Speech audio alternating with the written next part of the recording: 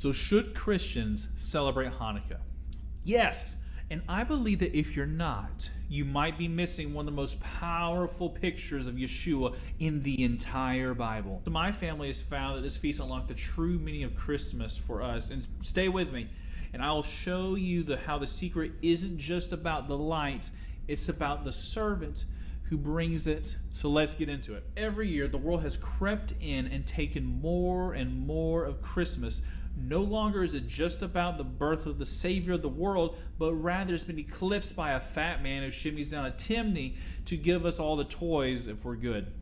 And let me be really honest about this. You and I, we are the reason that this happened. We have allowed the gates of Hades or commercialism to prevail against us.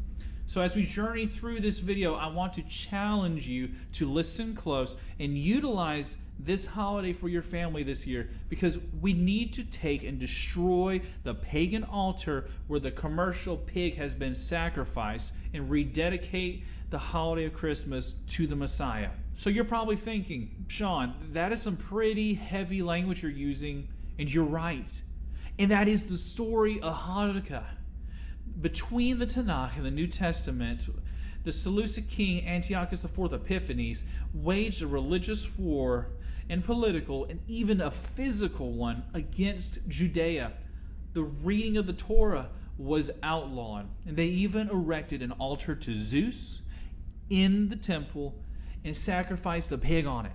Those were big no-nos. And one man named Mattathias took that Greek official and the Jew who performed that sacrifice and removed them before taking his kids and fleeing into the wilderness. And now sometime later, his son Judas Maccabeus, meaning praise and hammer, began fighting to take the temple back. Now eventually they won, and a celebration was ordered by Judas for 8 days. And hear the legend, and again I use the term legend because this is not found from the records of 1st and 2nd Maccabees, or rather from the Talmud. But the oil that was used to light the menorah was sustained by Adonai for 8 days when it should have went out. That's where we get on the Hanukkah, the 8 branches, and then the one in the middle. But let's fast forward now to the time when Yeshua entered into Jerusalem when they were celebrating Hanukkah. Check that out in John chapter 10, verses 22 to 23. But the rabbis were asking if he was going to be the one that they were looking for. Now, during this time of Hanukkah, they are looking for the military deliverer like Maccabeus. So Yeshua tells him that he is the Messiah, but he is not the military hero that they're looking for. In fact, he says that if you tear down this temple, I will raise it up again in 3 days. He goes further throughout the rest of the Gospel of John, where he is seen and shown as the light of the world. So needless to say, the rabbis try to take out Yeshua. So where does that leave us now? The holiday of Christmas, celebrating Yeshua's birth, has been commandeered by the Greek, by commercialism. And we need some rededication. On the Hanukkah, the candle that shares its light with all the others is called the Shamash, or the servant. That candle represents Yeshua, giving the light to the world. And just like Maccabeus in the pre-Testament history rededicated the temple, how Yeshua rededicated his people, we celebrate Hanukkah to remind us of the real and true reason for the season and rededicate the holidays to our Messiah.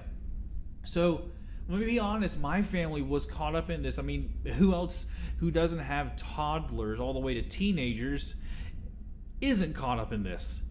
But for the last few years, before Christmas, we gather around the Hanukkah, we light the candles for the 8 nights, and each night we have a devotional about the Shamash, about our Messiah, and we are rededicating the temple, the holiday of Christmas, back to him. So tell me in the comments, will you join me and my family this holiday season as we rededicate Christmas by celebrating Hanukkah?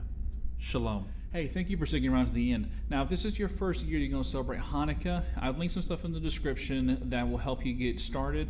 And I look forward to hearing in the comment sections how you were able to celebrate this year, how it blessed your family. Again, shalom. I'll see you next time.